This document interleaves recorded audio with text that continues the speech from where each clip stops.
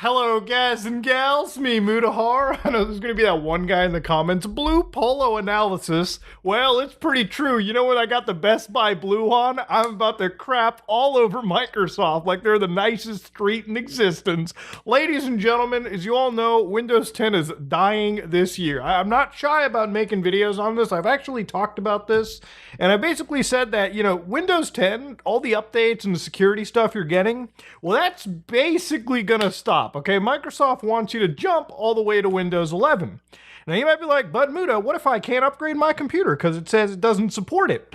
Well, tough titty. Or you can use things like Rufus and basically cut out the parts of Windows 11 requirements that are hampering you.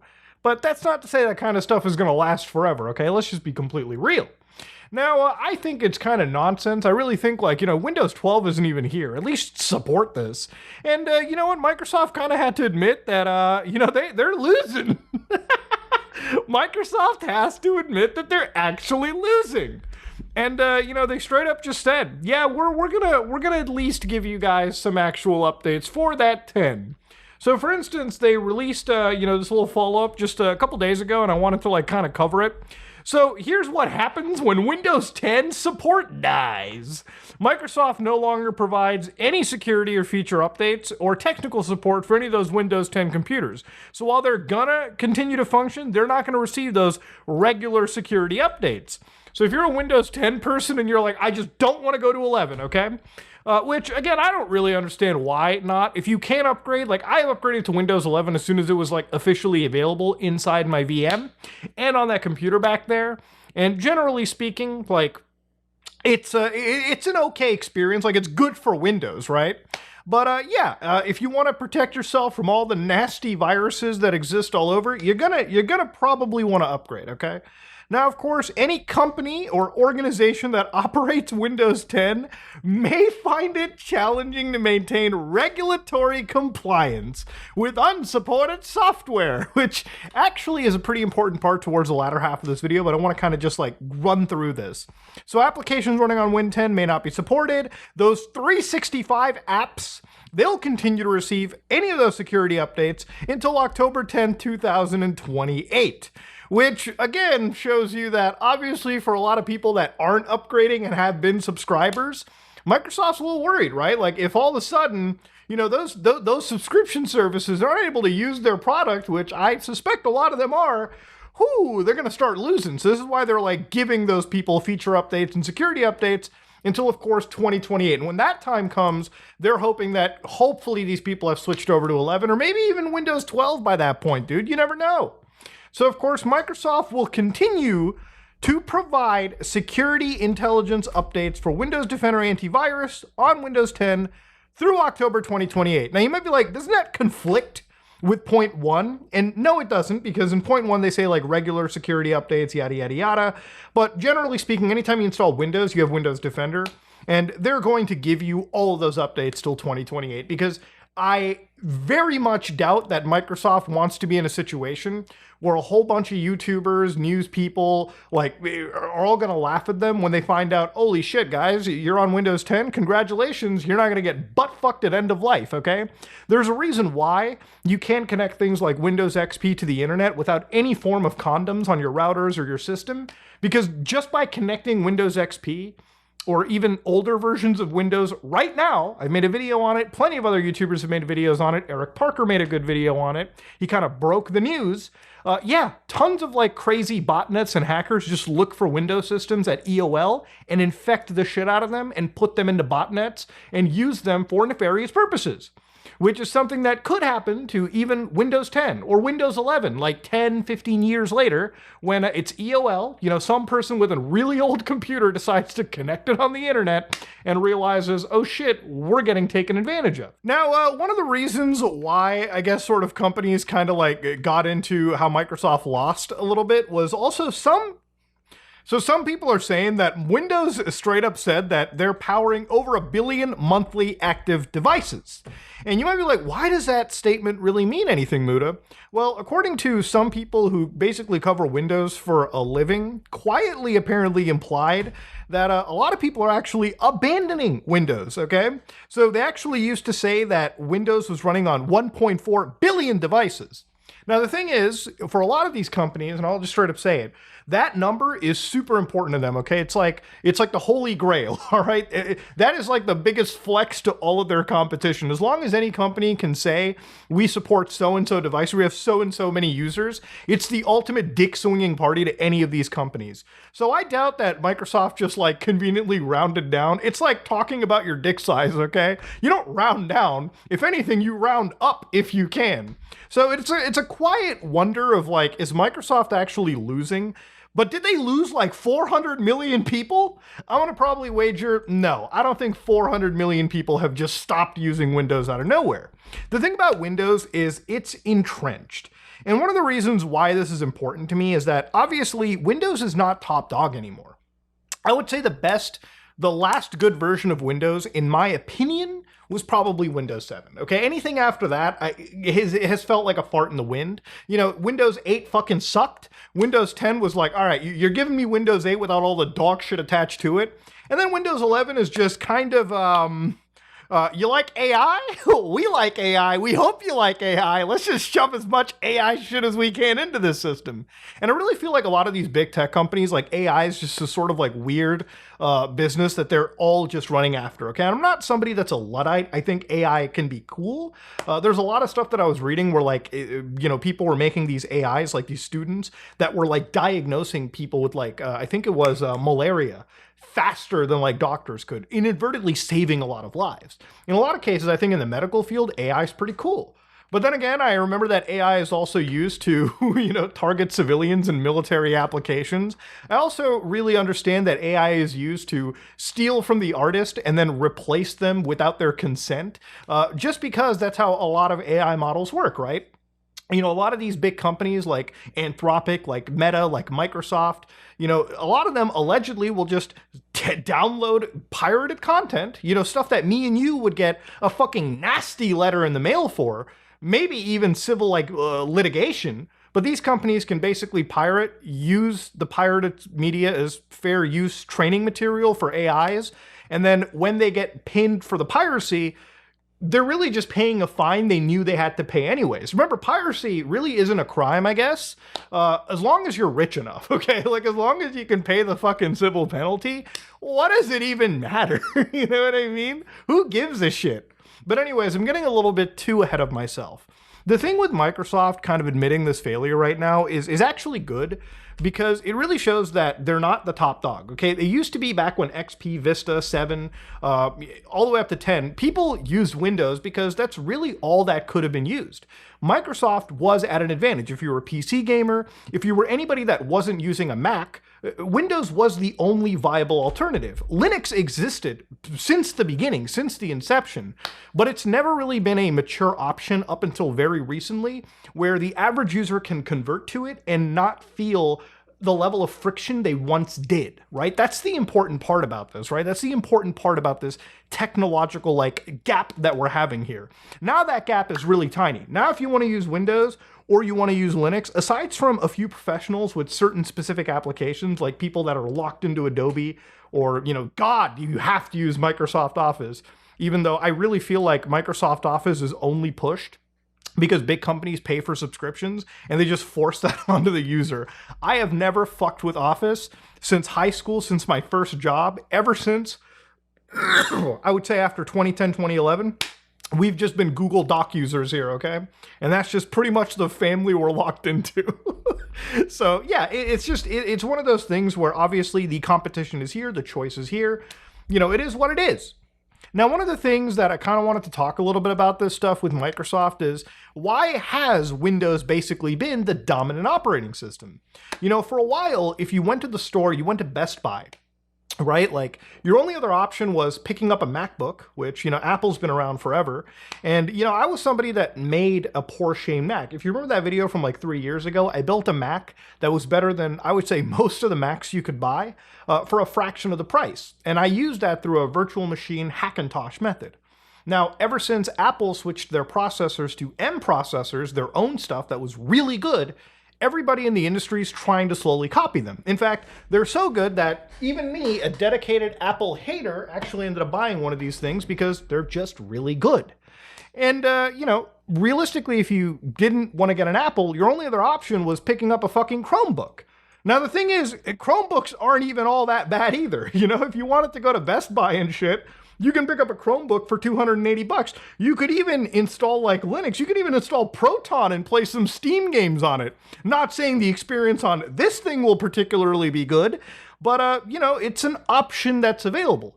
And, to no disrespect to the Chromebook people, I'm pretty sure if you put a Chromebook in front of some average person and all they did was want to browse the internet, watch some videos, they probably wouldn't give a fuck if it runs on Mac, if it runs on Windows, if it runs on Linux. As long as it runs their browser, it's all that matters, buddy. That's all they give a shit about.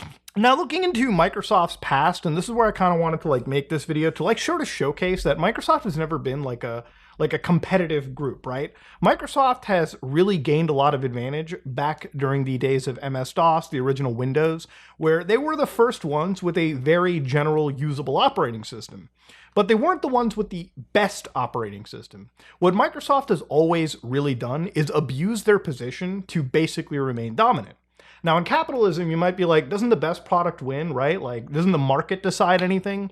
And you would hope for that, but that's not how it works. What Microsoft did before 1995 was they went to the OEM. So they went to the stores, right? Like the people that would sell, Windows systems. Now, you probably heard the concept of default. I've talked about it. There's been an entire lawsuit recently involving Apple and Google, where Google was paying Apple billions of dollars to be the default search engine on their phone.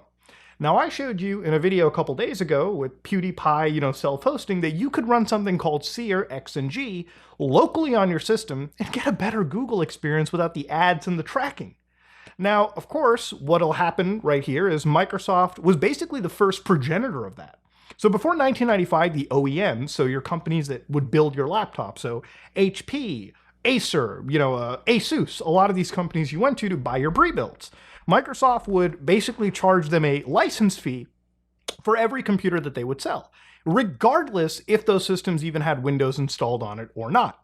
And what that meant was if you were paying money to Microsoft anyways as a fee, why the fuck would you install Linux for free? Or, other competitors at the time would be like, what, OS/2? Why would you do it? You would have to pay Microsoft anyways. And it wasn't until the United States government and Microsoft went to a court case in 1994 that was considered anti-competitive, because you were actually stifling the choice from the user. You didn't even give your competition a chance when you could use your money to butt-fuck your way to the top. Now, of course, after all this, OEMs even were pressured by Microsoft to just straight up install Windows, and sometimes exclusively in these systems too, right? And what would happen is, let's say you were an OEM and you were like, what if we want to give the choice, Microsoft? What if we want to install Ubuntu or something? Microsoft would be like, no, you have one choice. You can either have us, the dominant platform, or we can just walk away, right?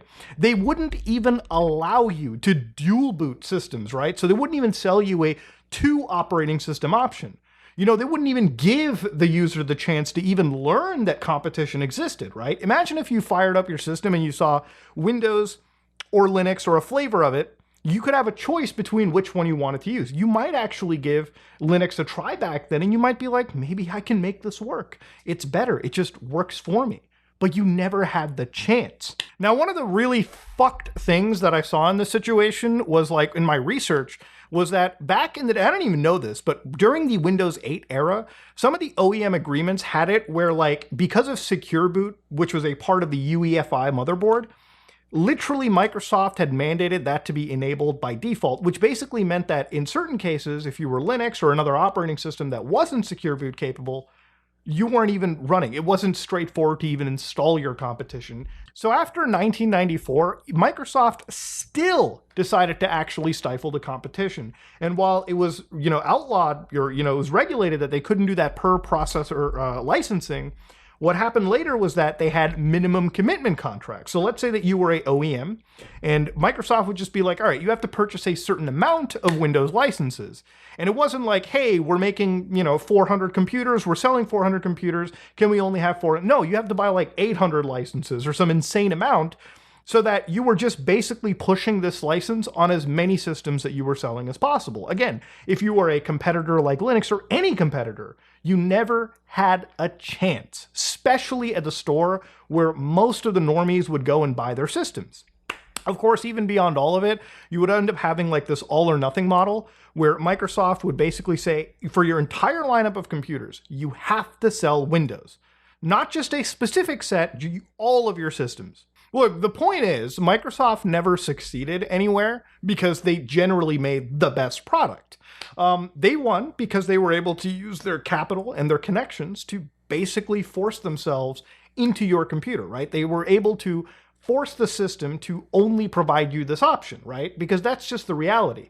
This was never a situation where the best product always won. Microsoft has always used its power and leverage in history to force itself onto the user base. Except now, things are a little bit different. I feel like there's a wave of people that are building their own systems, and even if you go to big vendors like Lenovo who sell ThinkPads, which are probably after MacBooks, some of the most common laptops that I see out in the world, have options for you to buy Linux systems. And we looked at their pricing models, right? Like when you remove Windows, you end up having an extra like $200 to $300 that you could then put towards better hardware. So you can get a better laptop as opposed to paying $200 to $300 for a Windows license that if you really wanted Windows, you could just download it from their storefront and just deal with a watermark, or just go on GitHub and find a script or something that could get rid of that for you. But I'm going to leave that for a different video. And that would just be how things work. I think what I've kind of learned about this too is like in the last year or two, right? Like talking about Linux has kind of been like, just me being like a prepper, just screaming into the heavens about this competition that exists. But, ever since like SteamOS has become a thing, the Steam Deck has been one of the best pieces of hardware you can buy in gaming, right? Like to me, it's either, you pick up this or you get like a Nintendo Switch, and there are other options, but generally speaking, even if you don't want the deck, you can buy any of these other handheld devices and install SteamOS and seemingly get a better experience. And just for Linux users, there's so many more advancements that have happened in just like the last few weeks alone that have made it a viable alternative for gamers. And I'm sure with the amount of effort that's happened into gaming, there's going to be enough effort put into getting other software and other things to run, eventually making that gap between Windows and Linux completely completely invisible at that point. And the thing with like Linux is like, obviously it's an open source platform, and you don't have to deal with like end of life nonsense. As long as you have capable hardware and Linux supports a broad set of hardware, you should basically be fine. And the thing about it is, it's like obviously something that is open source and something that is freeing should be endorsed by, I think, a majority of people. Microsoft Windows is fine, and it used to be the only choice we had, but the world runs on open source. Even without Linux, Microsoft's own money-making services wouldn't be existing, okay? And that's the thing. The world being run by open source technologies is not a new concept. You're watching this video on YouTube, guaranteed this is running on a Linux instance on a server powered entirely by Linux. And the thing is, it used to be the only option for servers and still is, but for the desktop user, for you and I, we finally have an option to have something that decouples us from Microsoft's predatory licensing, Microsoft's operating system, and for the first time, because they actually have had competition, they've had to publicly state, yeah, we're gonna have to readjust the way we do Windows. We're gonna have to like de-bloat Windows. I mean, for fuck's sake, when it comes to gaming, they finally admitted, because of SteamOS, because of the advancements in Linux, that they're not top dog. In fact, if anything, Microsoft is actually the worst option for certain games. And because of that, they had to actually deal with the competition and attempt at this point to create a better product. Now, will they do that? I don't know. I'm excited to see what they do. But yeah, going forward, you finally have an option And it's actually vindicating as a Linux user to see like Microsoft squirm and actually admit losses. And not only admit losses, but also admit that people aren't just switching over to 11. You know, there's a lot of people that are actually looking at this like upgrade as the final like fork in the road for them to actually switch over to the Penguin or even switch over to Apple, right? Like there's a lot of people that would be willing to switch just there. Microsoft has genuinely ruined their system over the course of several years. And maybe a lot of that has had to do with like them chasing AI or them chasing like a whole bunch of different things. But, you know, they've ignored the actual core Windows experience. And it's because of that that, you know, because your competition has finally caught up, because you've got big companies like Valve, Apple, really any company that's pushing, you know, Linux further than it used to be, times be a change.